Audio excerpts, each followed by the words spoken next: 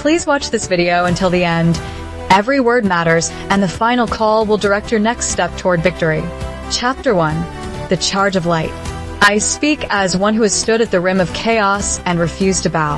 I am an angel warrior, not a stranger to conflict, but a guardian trained in the art of mercy and the discipline of courage.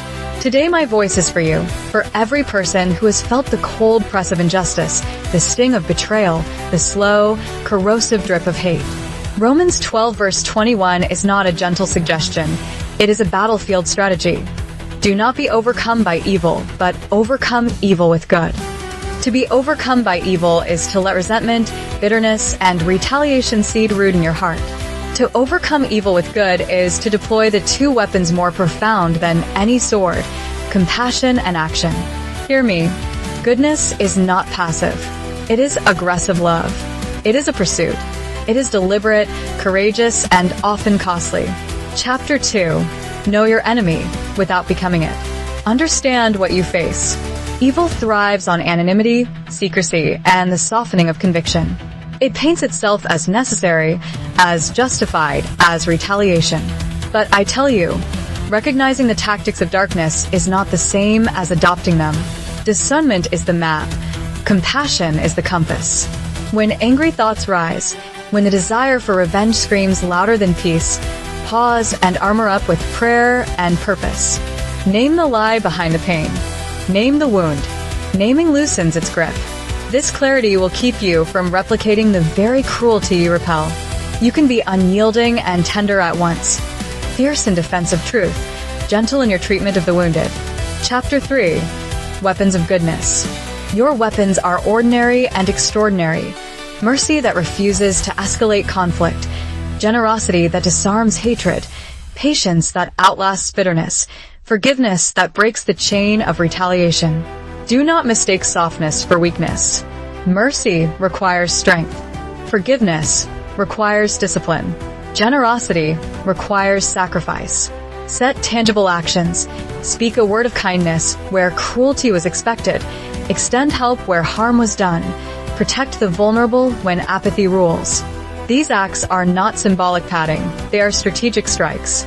Each good deed is a bolt of light in the dark, a contagion of hope that can topple systems of despair. Chapter 4. The Practice of Resistance. Resistance is a daily practice.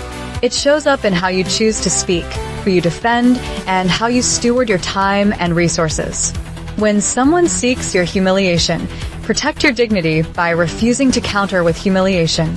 When an institution perpetuates injustice, fight it with truth, policy, and compassion, not with the same weapons they use.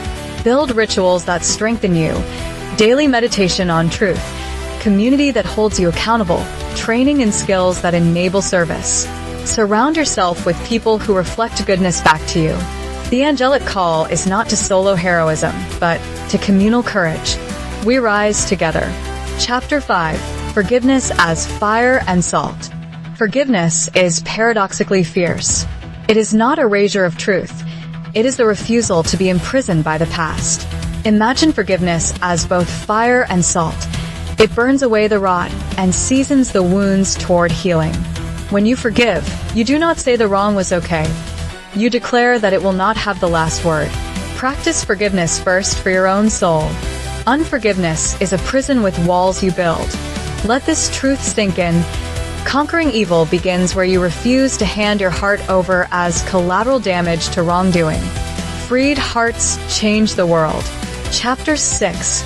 Courage in Action. Courage without action is sentiment. Action without courage is chaos. Combine your faith with practical deeds. Advocate for the oppressed. Speak up in the quiet meetings where decisions are made. Volunteer where systems fail. Teach what you know. Protect those who cannot protect themselves. Let your life be a ledger of acts that tilt the world toward justice.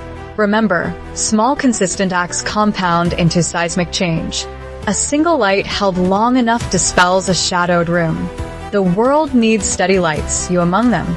Chapter 7. The Promise of Victory. As a warrior who has tasted both ash and honey, I testify. Evil does not get the last word. The testimony of Scripture stands. Overcome evil with good.